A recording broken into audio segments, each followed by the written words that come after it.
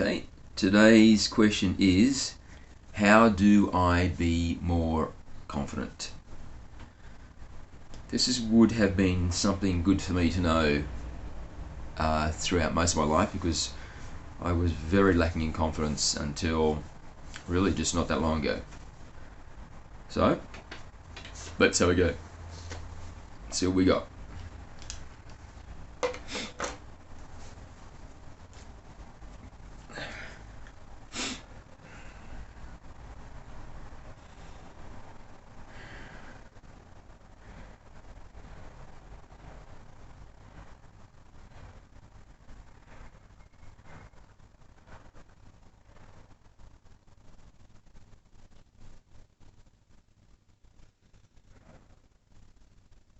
Greetings, thank you for bringing us another question. We are happy to be here, and we are happy to answer this question in a way which we know is going to help many people, because confidence is an emotional state which is desired by many on your planet to a greater degree than they currently possess it. So it is a pertinent question. However, we would say the way that most people on your planet think of confidence is a little misguided, because they perceive confidence as an outer projection, whereas confidence is actually an inner ease. It is the inner ease that creates the capacity to project a confident aura, a confident state. So to master this and add it to your arsenal of available states, then it is more efficient to focus on creating the inner peace, the inner acceptance.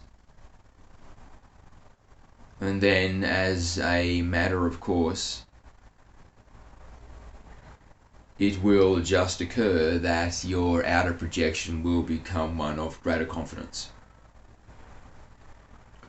So to be more confident by projecting more confidence can be effective to a degree. However, it is a false state. It is inauthentic, and you will have the experience of people saying to you, "You are confident, I wish I was confident like you." However, your internal dialogue will be something like, "I'm a fraud. If you only knew, I'm actually terrified." So that incongruency is troubling. It is something which will become a new issue that you will guard closely, such that it is never found out and you are never revealed as a fraud. So that strategy of projecting confidence that you don't actually possess will in fact add additional layers of neuroses to your personality, which will further occlude the true essence of who you are, which will, to a degree, make it more complicated for you to be authentically confident, because you are completely at ease and accepting of who you are. Can you see that? Can you see that projecting confidence falsely actually makes true confidence more difficult to attain, because it makes you less accepting of yourself, because now you've added a dark secret that you must guard and make sure nobody discovers. And this is a shielding, it's a closing, it's a cutting off of the true essence of who you are from the outer world. Because you are concerned that if you are fully open and expose yourself and be vulnerable, then it will reveal the secret that you are a fraud and in fact not confident, but terrified.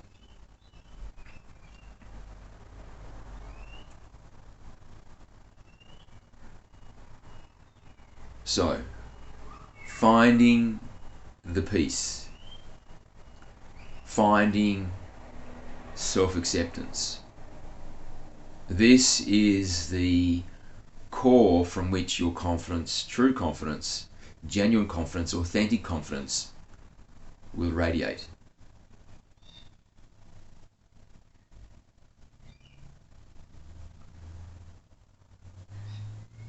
So the easiest pathway to this place, or really it's an opening, it's more metaphorically accurate to describe it as the opening of a flower, so that the petals of occlusion, the petals of personality nuance, which shrouds your true essence because you feel incorrectly that you must create the personality shroud to conceal who you truly are, because who you truly are is unworthy, that this methodology is actually how you be strong, how you be confident, is false. So it's actually the opposite. What we want to do is we want to peel back the petals of the personality to fully reveal the vulnerable true essence which lay beneath. And then it is through the trusting you will discover that when you are the true essence vulnerably exposed, that you are most powerful, that you are most confident. Now this may seem like an idea which is crazy. Why would I do that? Why would I expose when I know that I am not as capable as I let people believe? I'm not as confident as I let people believe. I'm not as worthy as I let people believe. Why would I expose that to the world? Because then everyone will see that I'm weak, that I'm a fraud, that I'm really not much at all. That in fact there is nothing particularly special about me when they actually get to see the real me. Now this type of mental machination will only be dominant in this rationalization process when you perceive yourself as entirely the mind, body, personality. The part of you which is feeble and tiny in comparison to the non-physical aspect of you, which is the infinite, invulnerable, immortal, unique individuation of the One's eternal love. That part of you is beyond magnificent. It is so incredible. There is not a word in any human language which can even come close to describing how incredibly awesome you are. You are so worthy that the One, the Creator itself, made the decision to give you existence.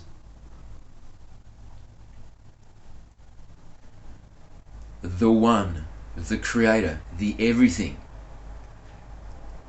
literally anointed you to exist. There is no greater reflection of your worthiness than that. There is not. There is none. The one is, in the lexicon of human emotion, love. And the one individuated itself in an infinite number of ways, such that it could experience itself by creating the apparent illusion of something which is not it. Because I am here, you are there, and we have the experience now of looking back at each other with the illusion that we are separate beings, and now there is experience between us is possible. However, we are both the one. So the one not only made you worthy of existence, the one actually individuated itself, and that part of itself it gave to you as your existence. So not only have you been given existence by the one has actually given itself to you as you to exist individually, yet also the one. You are so worthy. The one has given you itself. The creator of all has deemed you so worthy, it has given you itself so that you may exist. Can you understand that you are worthy to the extreme, as we all are? And so if we return now to this concept of the mind, body, personality, and we keep in our awareness this truth, this truism of how incredibly worthy you are, then you can see there is nothing that needs to be shrouded. There is nothing that needs to be hidden.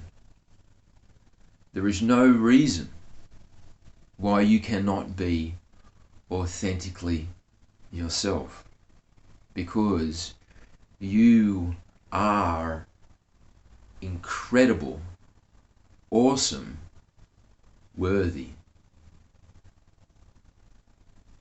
Now, if you have some difficulty making that leap to see yourself as worthy, then realize there is no accuracy in that feeling. The reason that you have it is because your self-definition, your conceptualization of self is too identified with the mind, body, personality construct. And so it is that which you are deeming as unworthy to vulnerably, fully, openly show to the world. However, you must realize that this is not you. You are not the mind, body, personality. In the truest sense, this is just a temporary vehicle that has been given to you such that your true essence, which is the infinite, immortal, invulnerable, higher self, can flow through it as a apparatus which allows you to integrate into the 3D physical experience, such that you may fulfill divine purpose, which is to realize your true essence, your true definition, which is the unique individuation of the Infinite One in the physical experience. And through this, the one itself experiences itself also, because you are the one. And so, from this perspective, then we can say that the mind, body, personality, it is a tool. It's a temporary tool which has been given to you such that this larger purpose, your purpose, the divine purpose, one's purpose, can be fulfilled. Now when we look at it this way and we see that it's just an apparatus, it's just a tool, then to be so deeply identified with it is erroneous. To have the feelings that I cannot fully show who I am because who I am is unworthy to be on display, then you have forgotten that you are the magnificent higher self, the individuation of the one that has been given existence by the Creator, by the one. Not just given existence, but you literally have been given the one itself. The one has made part of it you. The one has given you itself. You are so worthy. And that is what has been forgotten. If you feel unworthy, if you feel you can't fully show who you are. The master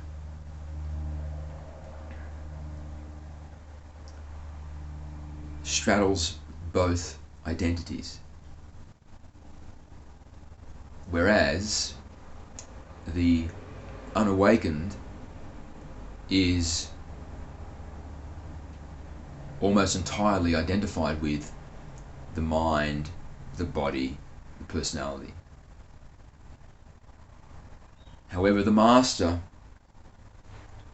is straddling both of these identities, the higher self and the mind, body, personality apparatus. However, the master realizes that they are primarily the immortal higher self. They fully understand that they are so worthy, they have been granted existence by the one. The one has given itself to them so they can exist. They are aware of this. They understand that makes them incredibly worthy.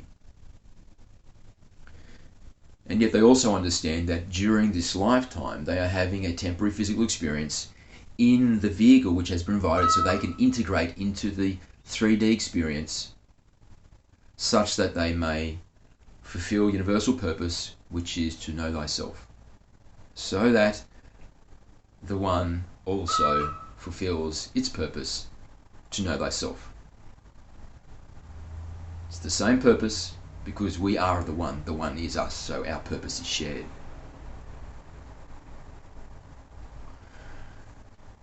And so the master, knowing that they are the higher self that is fully worthy, they are the individuation of the infinite love of the one, they use the mind, body, personality as a tool. So in a sense, they puppeteer it. So if we have the spectrum of identity, where we say on one end we have full identification with the mind, body, personality construct. This is the person that is likely to have struggles with confidence. Or if they project confidence, it is a false confidence that they use to shroud the truth of who they believe themselves to be. And on the other end of the spectrum, we have full identity with the higher self. And so fully cognizant of the fully realized that they are the higher self, non-physical individuation of the one. The master straddles both of these. The master has one foot in the realization that they are the infinite love of the higher one so worthy, being granted existence by the Creator. And they also, at the same time, understand that they are living a physical life for universal purpose, and they have the mind, the body, the personality as an apparatus, as a tool for them to bring the non-physical into the physical experience. And what's important to realize here is there's a hierarchical relationship between these two. And it is like this. And so you are the infinite love of higher self, and you are puppeteering the mind, body, personality construct.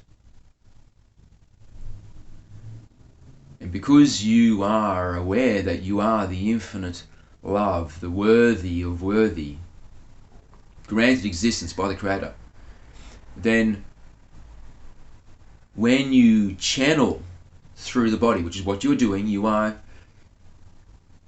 real-time streaming. So you are the infinite immortal in living in the existing in the non-physical, and you are streaming into the body like real-time downloading, and then spontaneously emanating from the body as your presence. And when this is your perspective, you can see it makes sense that you are authentically confident. There is no neuroses, there is no fears, there is no defensiveness, because you understand your divinity. And when you download real-time stream into the mind, body, personality apparatus, you don't need to divert the feed. So you're real-time streaming into the body. You don't need to divert that feed to the mind for curation, such that when something comes through, which instead of spontaneously allowing it to come into the moment, you divert it to the mind and analyze it. Should I say that? How will I look if I say that? Is there something better I can say than this? So maybe I won't say that, and I'll think about it and think, what could I say that would be better than that? When this begins to happen, the relationship becomes inverted. And now you have a situation where you are being puppeteered by the puppet, because the mind is taking over and it's stopping you from being spontaneous. It's stopping you from allowing the infinite divine awesomeness of your higher self to flow spontaneously from the body. Instead, stay in this perspective where you are the infinite love of the higher self streaming through the body, and trust that you are enough. Allow yourself to be spontaneous. Think less and flow more. If you are able to do this, then the result will be greater confidence. The result will be authenticity, which is so palpable that people will feel a warmth and attraction to you, because your authenticity is so unique and so real that when people are around you, they will notice that there is something different about you, that there is a realness which is uncommon.